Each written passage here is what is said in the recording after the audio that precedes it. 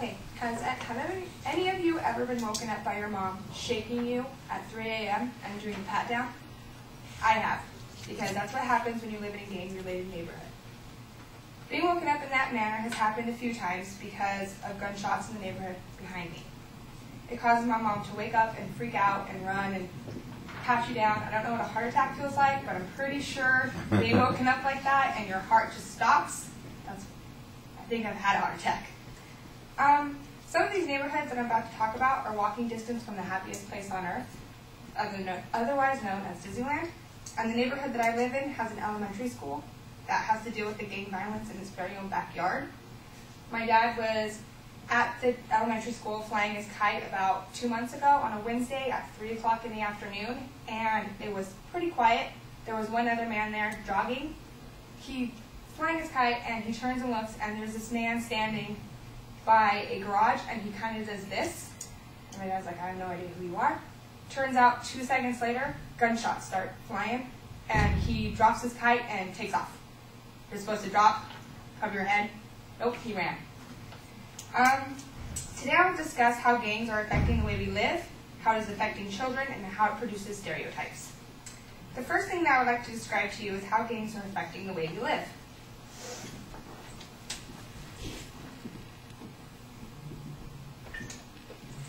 In this picture, it says caution, police state.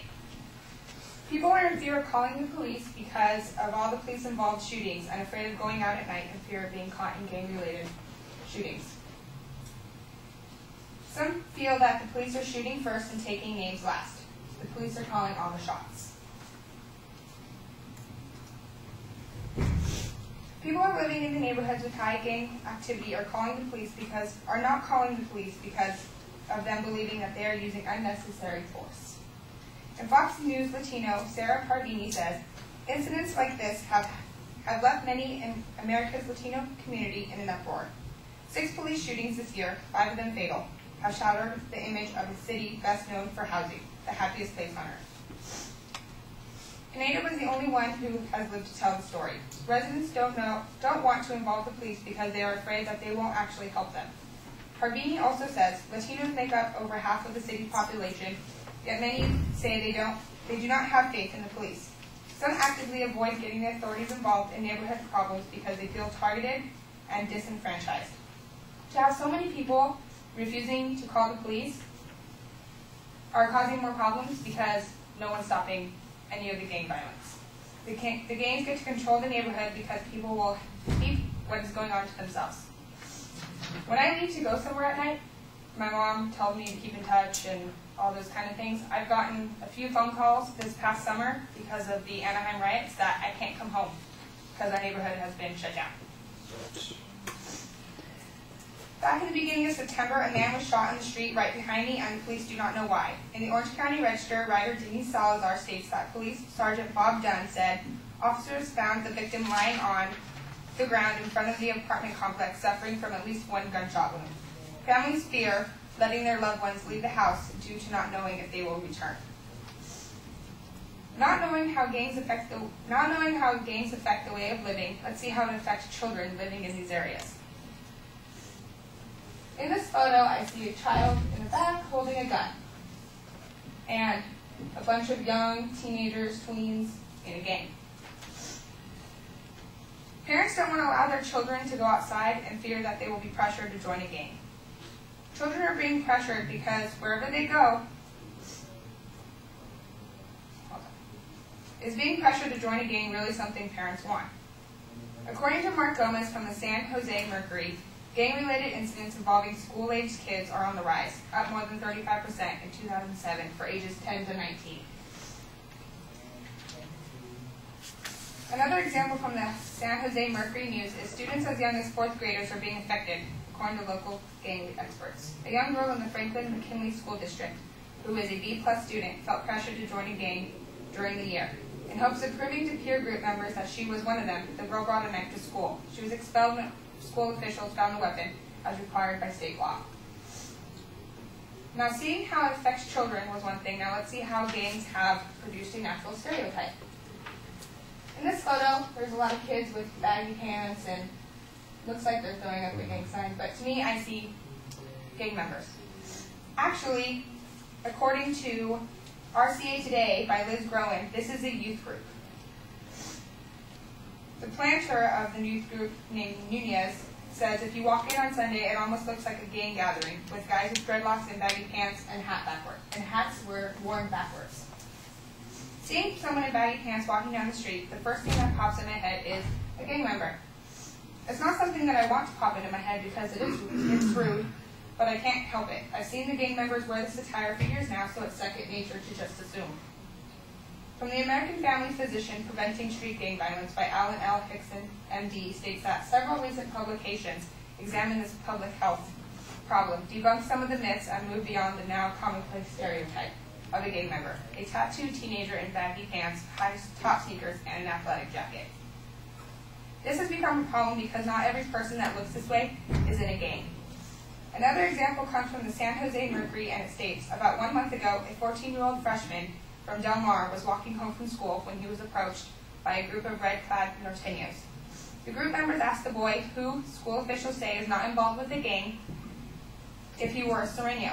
He answered no, according to Russell. The boy, who was wearing a blue Dallas Cowboys jersey, the same color associated with Serenos, was stabbed during the attack. Norteños and Serenos are north and south, and the gang was created in prison. Now that I've described to you what it's like to live in these neighborhoods, let's see what we've learned. Living in a gang-related area brings fear for the children, and it changes the way of living and creates stereotypes that we don't want to have. Nobody wants to live in an area like these, so they need to be changed so people can go home and feel safe.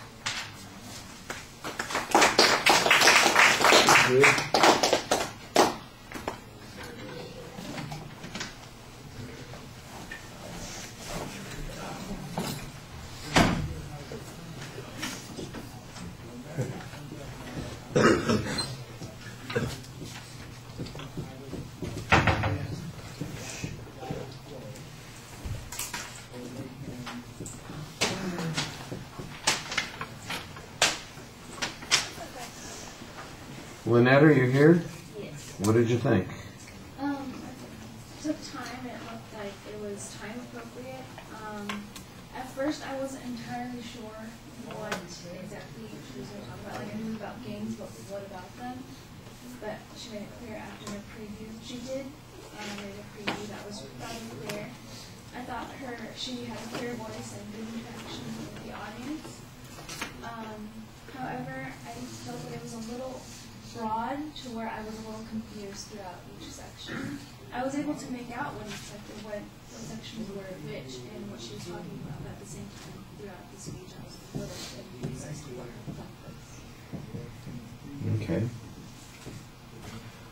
All right, I like the imagery that you have at the beginning to get the audience's attention, and I think you've got a solid statement of what your goal is and a good preview.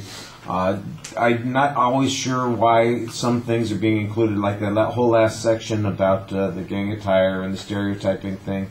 And I'm not sure it fits in as well with the other things that you were talking about as it might have seemed. So that felt a little bit awkward.